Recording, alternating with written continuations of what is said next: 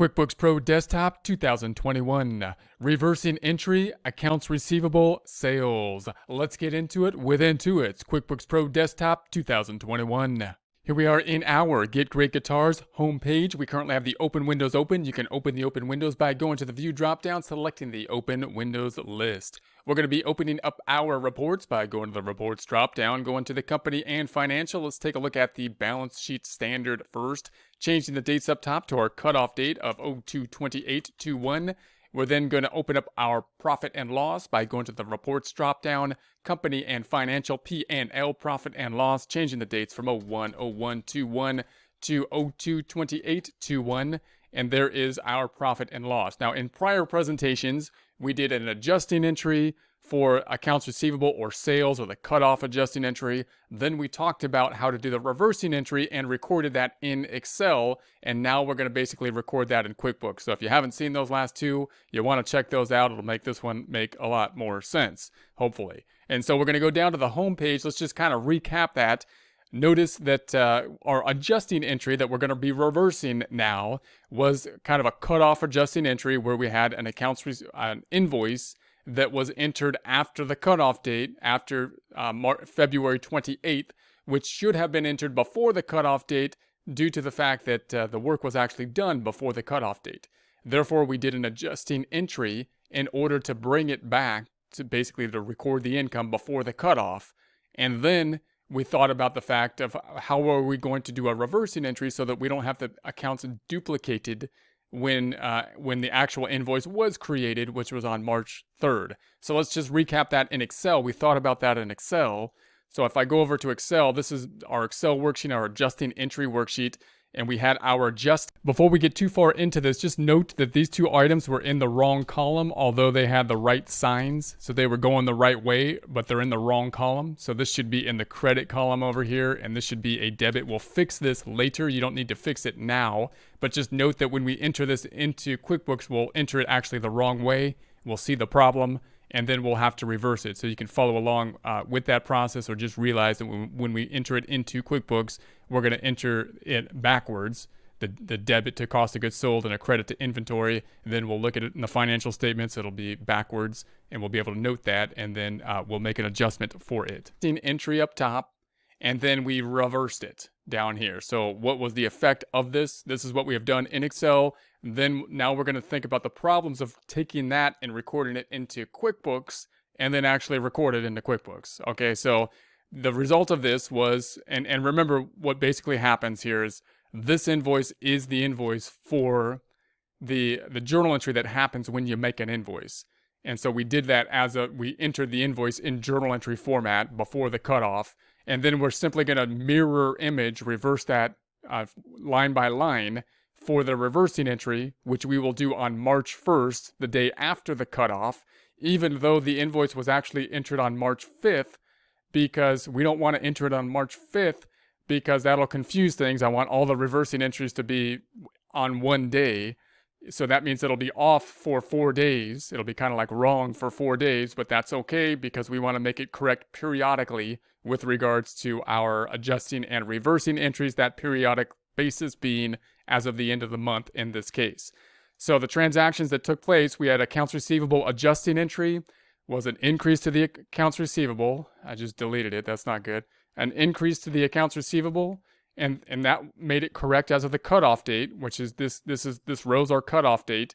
And then we had the reversing entry as of March 1st, bringing us back to where we were before, but now as of March 1st. That will be the same if we were to run the report for the 3-month time period, or if we were to run the report just for March, and that was the only thing included in March at that time, because it's as of a point in time.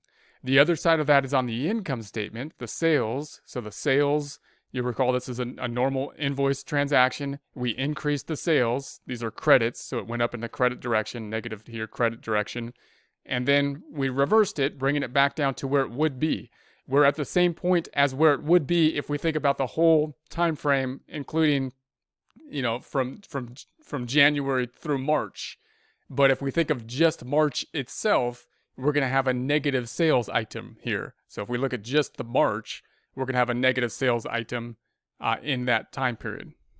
And then we had the sales tax here. So the sales tax was up top, and we created the sales tax, and that was a payable account.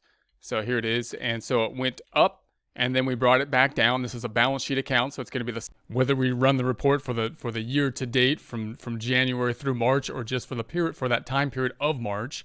And then we have the cost of goods sold is going to be down below. So here's the cost of goods sold. It went up, and then we took it back down to normal. This is an income statement account. So if we ran it for the 3-month time period, including the adjusting and reversing entry, we would be back to normal. But if we ran it just for the months of March, we would have a negative cost of goods sold account here. And then the inventory up top, inventory is going to be here, and we decreased the inventory. And then we reversed it again. This is a balance sheet account, so it's going to be the same because it's a point in time type of account if we run it for March or the 3 months ended in March. So note down here on the income statement, we kind of have this basically timing issue that we're going to have, right? Because we're doing this on a monthly basis. You could say, okay, here's the income statement as of the cutoff date. This is going to be our net income basically as of the cutoff date, and these two accounts as of the cutoff date. And if we were to see that in QuickBooks, we can go, okay, income statement, we're at $10,381.84. So that's this $10,381.84. And then if we think about it of the 3-month time period, because we're in the same year, right? The 3 months, including the adjusting entries, and just including the adjusting entries, we should be at this $10,365, including our adjusting entries after we enter this adjusting entry. But if we just look at the March itself, just the month of March, we're going to actually have 19. That's a negative net income number. So that's where we expect to stand after we enter this. Also note that after we enter these in QuickBooks, we have kind of the problem of that accounts receivable. We got to make sure that we enter the accounts receivable and the subledger. Let's take a look at that issue. If I go to the balance sheet, we're going to say, okay, here's where we stand on accounts receivable as of the cutoff February 28th. If I go to the reports drop down and we go to the customers and receivables and the customer balance detail, I'm going to record this for 01/01/21 to 02/28/21. This should tie out. We're down here at the 13,872 total. So that's going to be the 13,872 total. If I go back to the customer balance detail, you can see that we have this 399. The 399 that is the journal entry that we recorded. So that's going to be the journal entry we recorded here that adjusted this accounts receivable. And in order to do that, in QuickBooks, we had to actually assign the customer, that customer being Anderson. So it's under Anderson Guitars. Now note if I increase the date up top to the 5th, that's when the actual invoice was entered. So normally we don't have a journal entry here. Normally we only have invoices that are going to be increasing and payments decreasing. So now it would be in there twice as of 3/5. So what we need to do is reverse it, and we're going to reverse it not as of 3/5, but as of 3/1. So then we'll reverse it back out, and then these two, the journal entry and the reversal, will basically match each other out. So in that case, we tied out with the customer. So let's close this back out for now, and then we're going to go back on over here and say, we also know that the sales tax had that issue that I don't want it to get messed up with the kind of widget. So if I go back to QuickBooks, we paid the sales tax with the sales tax manager, which ties out to that account. I don't want to mess that account up or that link up in any way. So just to eliminate the risk of doing that, we added another account on the chart of accounts for sales tax, and we made it a sub account. So now we have the sales tax payable, and we're just going to enter it into this account for the sub account, and we can collapse it there if we need to for presentation purposes. And then the inventory is another issue because it has a sub account as well, and we're actually out of balance due to the fact of recording inventory. So if we look at inventory, we're going to say on the balance sheet, and we check out the inventory account here, it's at the 944. If I look at the subledger for inventory, going down to the inventory, look at the summary as of 02/28/21, we're actually at the 1,248. So the inventory subledger is off. It's not matching what's on our balance sheet. And it's going to be off by the adjusting entry. If we go back to the balance sheet minus the 944, it's off by the adjusting entry of that 304. And so QuickBooks did not make us record an inventory item as they do make us record a customer to match out the subledger for inventory as they do with accounts receivable. So when we do the reversing entry, this will fix itself. We got to realize that that's wrong, that's off, and it'll fix itself after we do the reversing entry. Okay, so let's do the reversing entry. So we're going to do it with a journal entry. So I'll do actually two journal entries to do it. So we'll say make journal entry. And this is going to be as of 3/1. So as of 3/1, we're going to make our adjustment. It's going to be then down here. So we're going to say accounts receivable first. So I'm going to say accounts receivable. And it's going to be a credit for $399. So a credit for $399. I'm not going to put the name here, and QuickBooks won't let me record it. And then I'll just show that, and then I'll go back and put the name in there. Sales is going to be $380. So we have sales is going to be $380. And we probably want to put, we do want to put reversing entry in the memo. So it should say reversing entry. And then we have the sales tax payable. Sales tax payable. We have 3 of them. I created this other account just to make sure we don't mess anything up with it. So I'm putting it to this payable 2 account. And this is going to be a reversing entry. Now I'm going to try to record it. It's going to say that you can't record it without a name over here in the receivables. I'm going to say save and close. It says, hey, the transaction to accounts receivable must include a customer. Basically, QuickBooks is saying, hey, if you do not record a customer here, your accounts receivable on the balance sheet will not tie out to the subledger, and we don't want to let you do that. And so we're going to say, that's probably good. It's good that you won't let me do that. So I'm going to put the customer, it's going to be the Anderson was the customer. So we'll keep that, and then we'll try to save and close it. So there we have it. Let's analyze what happened here, and then we'll do the second half. So I'm going to say, all right, balance sheet, what happened? The accounts receivable is here. If I go up one more day now to 3/1, we're now at 13,473. If I go up to my worksheet here, that's going to be the 13,473. So it's good as of the cutoff, and then it goes back to normal after the cutoff. If I double click on it and I bring this to 010121 and scroll down, so now you see that we have our adjusting entry, and then we have our reversing entry, and the actual invoice, if I bring that up to the 5th, was on the 5th. So it was on the 5th, then we brought it back to where it should be before the cutoff date, and then we reversed it right after the cutoff date. So as of the 5th, we have not entered it 2 times. It's back to where it is, just the timing difference. So closing this back out, the other side's on the income statement, profit and loss. So that's going to be the sales item. So the same kind of thing. If I bring this up to one more day to 3/1, now we have in sales the 39714 for the 3-month time period. So if I go here, we got the 39714. That looks right. If I double click on the sales and I change the date range from January through, let's make it the 5th, we'll see a similar situation. It was recorded, the invoice on the 5th, but it should have been recorded before the cutoff. So we put it on there in adjusting entry, and then we reversed it on the 1st so that it's not in there 2 times. Closing this back out. If I look at the financials just for March, I can say, okay, let's look at this as of 03/01/21. So there we have it. Now we've got that negative sales. So there's the negative sales item in the sales area. If we look at just that time period, it'll match out. It'll fix itself by March 5th.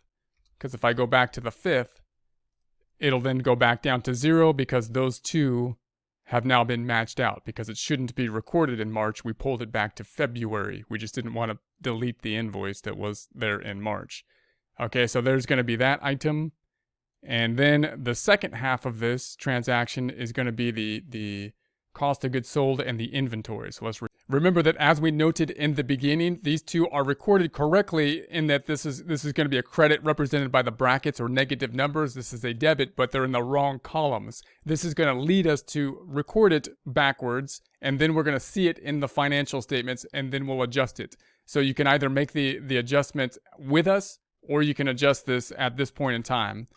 And this is something that's fairly common. You know, you could figure it out so that you'll see a problem happen when you go to the financials. It doesn't do what you would expect. Then you can kind of say, oh, you know, it went the wrong way, and go make the adjustment to it. So at the end of the day, it's going to look like this. And then we'll record it in this format, crediting cost of goods sold, debiting the inventory. Record that now. We're going to go to the company dropdown. Let's go to the make journal entry. And I'm going to make this as of 3/1 as well. And we're going to say this is going to be the cost of goods sold. And the cost of goods sold amount will be 304. So we'll say 304. This is going to be a reversing entry. And then the other side is going to be inventory asset reversing entry. Once again, note that unlike the accounts receivable side of things, there's nothing here that QuickBooks is going to say, hey, I'm not going to let you record to inventory because you're going to mess up the subledger. It doesn't do that for inventory. That's why the subledger is currently off. So this will fix it. So we're going to say save and close. And then let's check this out. If I go back up to the balance sheet, we're going to say, all right, now inventory. If I look at inventory as of the cutoff, let's say 228, it's at 944. So the inventory is at the 944 as of the cutoff. That does not match the subledger. That does not match the subledger as of the same date. So but we're okay with that because we know what it is. It's the adjusting entry. And then we reversed it.